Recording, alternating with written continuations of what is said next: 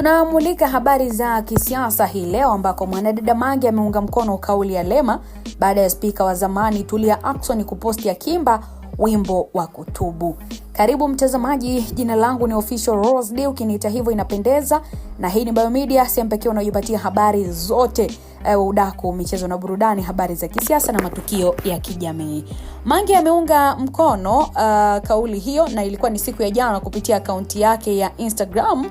Tulimuona spika wa zamani wa bunge la Jamhuri ya Muungano wa Tanzania, Mheshimiwa Tulia Ackson aliweka klipu fupi ya video Akimba wimbo wa kutubu na kutaka rehema, ikiwa kama sehemu ya sherehe za Pasaka. Uimbaji wa Dr. Tulia uliweza kuwa kivutio kikubwa sana.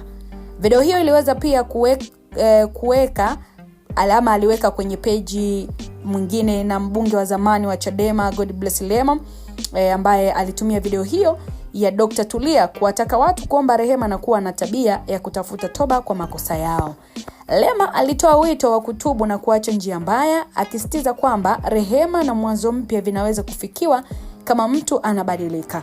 Kauli hii imeibua mijadala hasa baada ya hoja zake kuhusiana na baadhi ya viongozi wa chama na wananchi wake.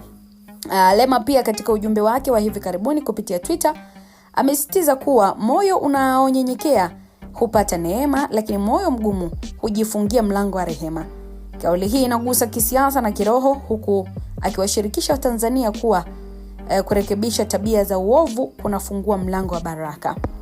Sakata hili mtazamaji limeibua hisia mchanganyiko kwa baadhi ya wafuasi wa chama cha upinzani na wananchi wa Uyole, hasa kutokana na uwiano wake na mjadala unaomhusu Tulia Ackson ambaye kwa sasa ni mbunge wa Uyole. Lema amedokeza kwa ukali kwamba kubeba mizigo isiyokusudiwa kunaweza kuangusha hata aliyoko juu, na kwamba haki huinua, huku akisisitiza umuhimu wa kuchagua njia ya nuru.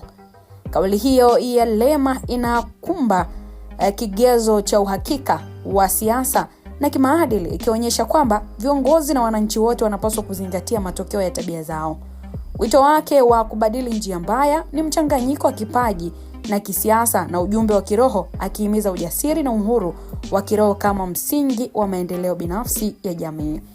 Hata hivyo, baadhi ya wachambuzi wanasema kauli ya Lema inaweza pia kuonekana kama ishara ya kisiasa, ikihusiana na mgawanyiko ndani ya Chama cha Mapinduzi na changamoto za viongozi kushughulikia hoja za kidemokrasia. Wengine wanasema ujumbe huu ni wito wa kuungana, kuepuka chuki na kujenga demokrasia shupavu.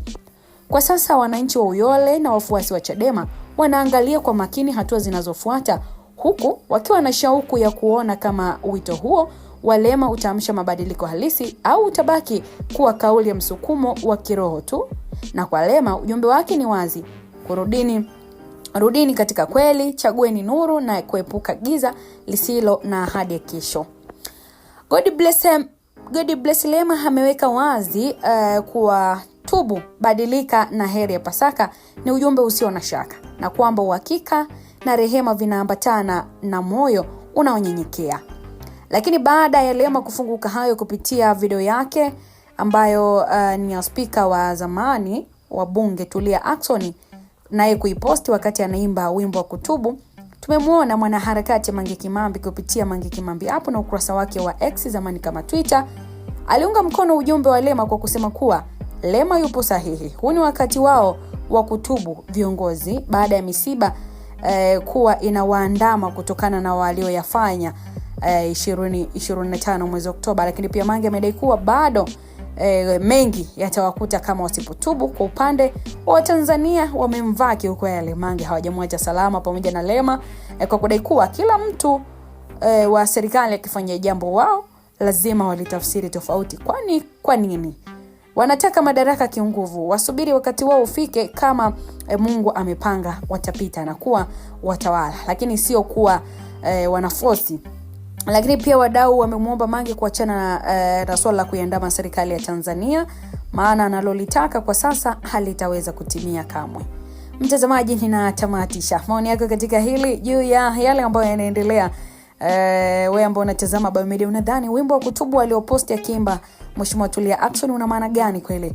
Anatubu au ni wimbo tu kama nyimbo zingine zinavyoimbwa. Hakuimba anamaanisha jambo lolote, basi utashare na sisi kupitia maoni, tutaweza kuangazia kwa wakati mwingine.